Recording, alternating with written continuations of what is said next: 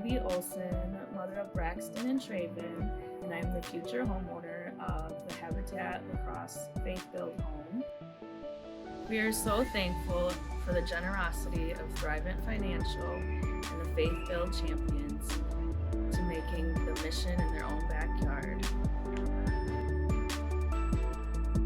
Homeownership will allow me to have a safe and affordable home for now and in the future. It'll allow me to plant my roots, allow my children to go to school in the same district.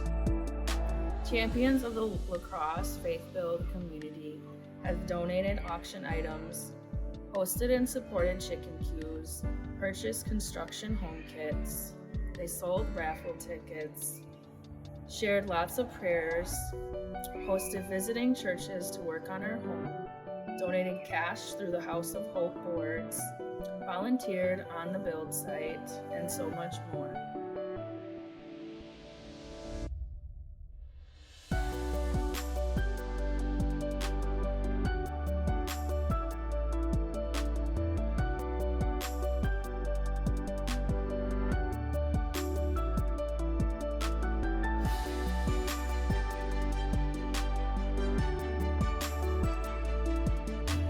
I hope you can join us January 20th for the dedication, so I can thank you in person.